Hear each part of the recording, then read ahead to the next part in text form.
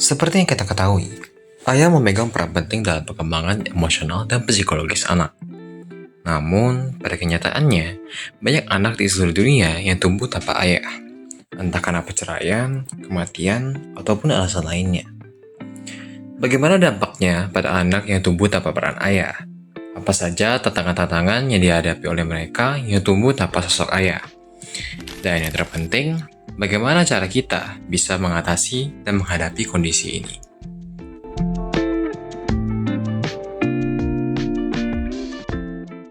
Fatherless atau secara harfiah diartikan sebagai ketidakhadiran peran ayah merupakan polemik yang membawa dampak besar, khususnya bagi keberlangsungan pertumbuhan seorang anak.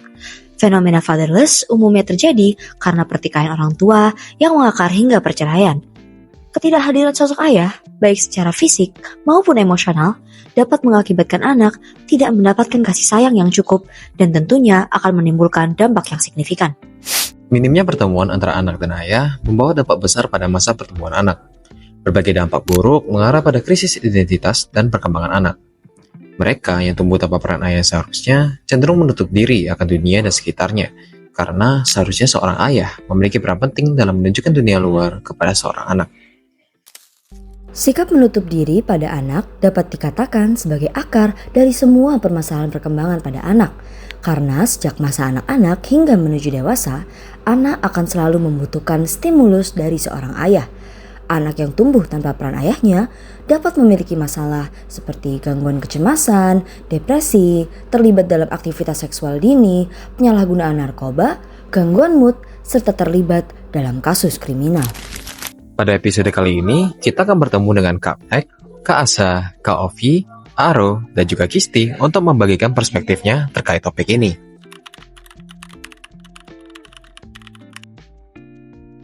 Buat aku, kalau mendefinisikan ayahku itu tidak bisa digantikan dengan kata yang lain ya. Jadi benar-benar sosok ayah itu adalah kata yang menggambarkan orang itu sendiri. Untuk ayahku sendiri, aku bisa melihat beliau itu sebagai sosok pengayom yang hebat, yang bukan hanya berfokus untuk memimpin keluarganya saja, tapi juga bagaimana menjadi contoh yang baik untuk anak-anak dan selalu menyediakan dan menemani anak-anaknya dengan kasih sayang. Sosok ayah menurut aku adalah seorang laki-laki yang berusaha dengan keras untuk menghidupi keluarganya, untuk menjaga keluarganya, menjaga anak dan istrinya, dan melakukan apapun hanya untuk melihat anak dan istrinya bahagia. Sosok ayah di mata aku ya, pastinya kalau secara dari aku sendiri mungkin sosok lain selain ibu yang ada di keluarga, terus yang dia juga mungkin bertindak memberi nafkah juga bagi kita, terus sosoknya mungkin ngelindungin kita sebagai anak-anak. Kalau dari aku pribadi, dari based on my experience, untuk sampai tahu untuk sosok ayah itu seperti apa, aku jujur masih bingung juga, karena aku sendiri nggak gitu ngerasain gitu. Dan tapi kalau untuk aku berharap aku pengen sosok ayah yang bisa aku ajak ngobrol bareng, ajak main bareng, dimana kita berinteraksi secara langsung. Jadi papaku itu sosok yang penting banget di hidup aku, karena dia itu benar-benar selalu ngasih aku support dan juga dukungan dan doa. Sama kayak mama, papa itu selalu bikin aku ngerasa happy, karena salah satu alasannya dia itu selalu appreciate hard work aku. Bahkan ketika aku ngerasa belum dapat hasil yang maksimal, aku tuh bisa jadi happy lagi karena selalu dikasih words of affirmation dari papaku. Kalau menurutku sendiri, di realita yang ada beragam sosok ayah ya. Ada ayah yang memang berfokus itu menampakkan dirinya, menunjukkan dirinya itu sebagai pemimpin yang memang fokusnya hanya untuk mencari nafkah, memenuhi kebutuhan keluarga, fokusnya ada di situ. Ada juga ayah yang juga sekarang sudah terlibat langsung dalam pengasuhan anak-anaknya, terlibat dalam perkembangan anak-anaknya, dan itu adalah mindset yang bagus sih menurutku. Tapi mungkin yang masih banyak aku jumpai mungkin di sisi yang pertama ya daripada yang kedua. Kalau yang ada di sekitar aku sih banyak ayah yang bisa dibilang gagal tanda kutip ya sebagai sosok ayah, karena mereka mungkin pertama kali juga hidup di dunia dan pertama kali juga hidup sebagai seorang ayah, dan mereka mungkin belum tahu apa yang harus mereka lakukan, dan ya nyatanya masih banyak yang belum benar-benar bisa untuk menjadi seorang sosok ayah. Peran ayahnya, kalau aku lihat dari realitas sekitar tuh kayak macam-macam sih. Ada yang memang dia tuh benar-benar menjalankan perannya sebagai ayah, kayak benar-benar ada buat anaknya. Cuman ada juga yang dianya itu ayahnya itu nggak hadir mungkin secara psikologisnya, terus juga kayak nggak terlalu mengayomi anaknya juga ada. Terus ya mungkin itu aja sih. Kalau untuk aku pribadi sendiri, aku pernah memiliki 2 sampai 3 sosok ayah lah. Tapi sosok ayah ini nggak pernah yang benar-benar dekat sama aku. Jadi pada akhirnya ya aku nggak gitu ngerasain esensinya dekat sama ayah, karena pada akhirnya aku juga nggak selama itu dengan mereka dan nggak yang sedekat itu. Dan kenyataannya aku secara langsung ngerasainnya ayahku tuh ya dia ayah yang cukup keras, dan dia tipe yang diajak ngobrol tuh susah, dan bahkan dia cenderung gak peduli dengan apa yang aku lakukan gitu. Aku lihat kalau banyak temenku yang happy ya hubungannya dengan ayahnya sama. Tapi aku juga nyadar kalau nggak semua teman-temanku, nggak semua orang-orang itu ngedapetin pengalaman yang sama. Nggak semuanya punya pengalaman yang menyenangkan dengan ayahnya. Kalau dari yang aku observe sih kayak gitu. Kami juga berbincang dengan Bapak Rudi Cahyono, MPSI Psikolog, untuk mengetahui lebih dalam akan perspektif psikologi pada fatherless dan peran ayah. Kalau melihatnya dari sisi sosial kultural ya, sosiokultural, lebih ke sosiokultural. Artinya karena sosok ayah itu pada suatu ketika bisa saja ada situasi di mana keluarga itu ya memang tidak punya gitu ya. Artinya harus ada yang mengayah gitu ibaratnya. Artinya harus ada yang menjadi tulang punggung meskipun itu ibu atau anak tertua gitu. Jadi lebih cocok memang ngomong sosiokultural ya, soal budaya sosial gitu ya. Karena secara sosial seorang ayah pasti tulang punggung, leader gitu pasti ya. Tapi secara kodrati memang kalau saya yakin bahwa ayah itu harusnya leader. Jadi artinya harus punya karakter leader. Pemimpin. Ya, apa itu pemimpin? Ya pemimpin mampu mengarahkan, mampu memberi contoh, mampu mengajak anggota keluarganya itu kepada tujuan. Nah, tujuan yang ingin dicapai pasti tujuan keluarga toh. Nah, itu yang sosok ayah idealnya seperti itu. Artinya kalau dari sisi kodratnya memang kayak begitu. Meskipun nanti ketika tidak ada, bisa digantikan anggota keluarga yang lain yang tetap memikul paling tidak tadi ya, tugas yang tadi yaitu tugas memimpin lah ya. Utamanya tugas memimpin yang terdiri dari mengarahkan, mendorong atau menggerakkan untuk mencapai tujuan dari keluarga gitu ya.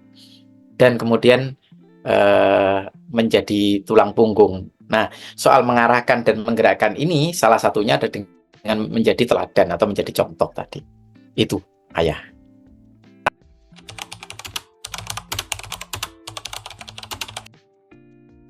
Kekurang komunikasian antar anggota keluarga bisa jadi karena faktor ekonomi, faktor pekerjaan dan seterusnya ya.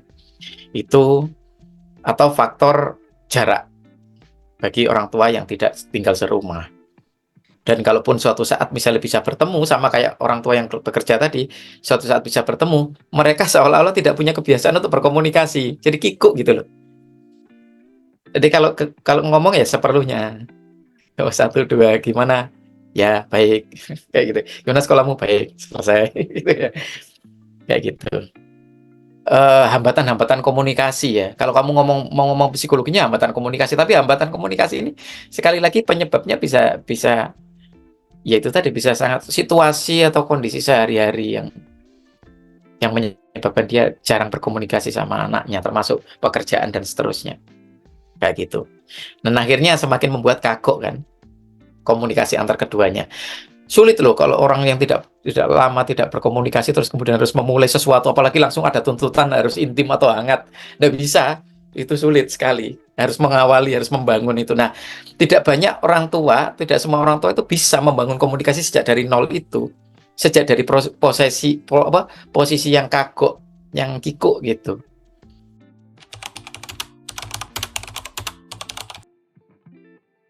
Ini tergantung ini ya, artinya anaknya itu segimana ya, karena kan tahap perkembangan dari setiap anak itu kan beda-beda ya.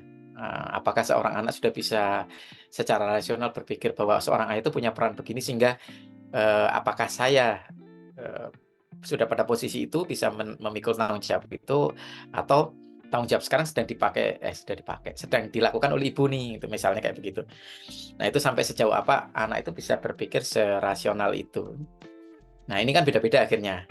Bagaimana seharusnya anak itu kan berbeda-beda tergantung, di tahap, usia berapa dia, terus habis itu apakah dia sudah cukup rasional untuk apakah dia akan menempatkan posisi sebagai tulang punggung atau dia menyadari bahwa tidak ada ayah dan tulang punggungnya sekarang ibu gitu.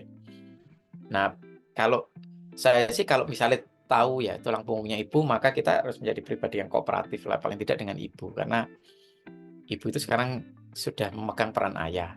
Artinya tadi ngomongin leadership, ngomongin, tulang punggung untuk secara ekonomi, dan juga teladan itu ada di ibu. Sehingga ya kooperatif dalam artian termasuk, bersikap positif terhadap ibu, tidak melakukan perilaku-perilaku negativistik atau menentang kepada ibu. Dan kemudian kalaupun ibu, eee, mungkin terdengar bawel, misalnya di usia-usia remaja kan, si anak itu lebih terakomodir sensasi-sensasi itu dari peers ya.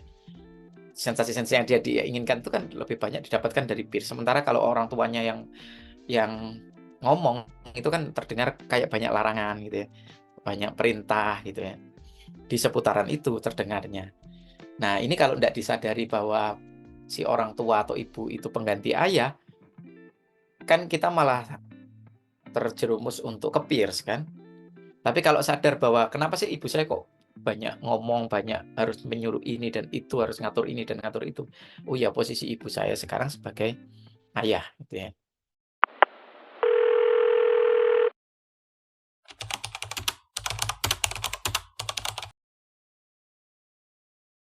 Untuk semua ayah di dunia, untuk para papa, terima kasih sudah senantiasa berjuang selama ini untuk memenuhi kebutuhan keluarganya, menjadi pemimpin yang baik untuk keluarganya, dan bisa menjadi sosok yang baik untuk anak-anaknya. Semoga senantiasa bisa mendampingi keluarganya dan juga anak-anaknya, melihat mereka, mendampingi mereka untuk tumbuh dan terus berkembang, dan akhirnya menjadi pribadi yang baik dan berguna untuk lingkungan dan juga untuk keluarga. Terus juga pesan untuk papaku sendiri, terima kasih ya Pak sudah selama ini nemenin Mike dari kecil sampai bisa kuliah sampai sekarang dan habis ini bisa bekerja. Semoga Papa mendapatkan umur yang panjang dan bisa terus bareng-bareng sama Mike, bisa jalan-jalan bareng dan nanti kita bisa terus happy sama-sama. Baik-baik ya di Malang. Dadah. Halo buat ayah-ayah di luar sana. Semangat untuk kalian semua, semoga kalian sukses selalu. Kalian berhasil menjadi seorang ayah yang baik bagi istri dan anak-anak kalian. Semoga kalian dihargai dimanapun tempat kalian berada. Semoga juga walaupun kalian dipandang sebagai sebuah kegagalan bagi anggota keluarga kalian, tapi perlu kalian ketahui, kalian sudah melakukan yang terbaik dan kalian akan selalu bisa untuk menjadi seorang sosok ayah. Pesan buat ayah, terima kasih udah berusaha menjadi ayah yang terbaik buat anak-anaknya. Terima kasih seenggaknya udah berusaha juga buat selalu ada buat anak-anaknya. Terus buat ayah-ayah di seluruh dunia, kayak terima kasih udah ada buat anak juga. Terus mungkin satu yang pengen aku sampaikan, terus jaga anak-anaknya ya sampai dia besar. Oke. Terima kasih. Ayah-ayah di luar sana, cobalah untuk lebih mengkomunikasikan perasaan kalian kepada keluarga kalian. Gak mesti ke anak ya, cuman kayak seringkali dimana sering terjadi kesalahpahaman dan dimana tuh bukan itu sebenarnya maksudnya, cuman karena anak nanggapnya emosinya, amarahnya, jadinya kita sebagai anak memiliki persepsi yang oh kok orang ini begini sih. Nah, terus ya saran dari aku untuk kedepannya yaitu lebih lebih mengekspresikan perasaan kalian lagi ke depannya.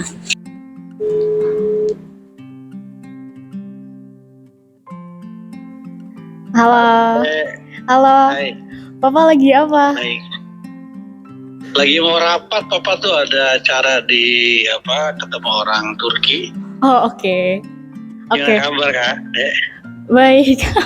Pak, aku pengen bilang aja, thank you for all the support selama ini. Aku udah sebentar lagi udah mau selesai UASnya, dan aku bener-bener ngerasa Papa itu sama kayak Mama, selalu ngasih support yang endless dan juga selalu dukung dan doain aku.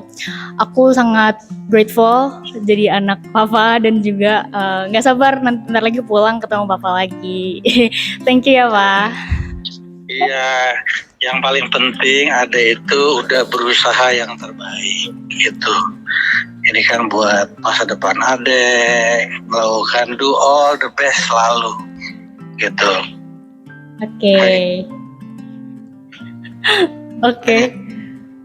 Selalu Papa merasa bahagia punya kakak, punya adik gitu kan.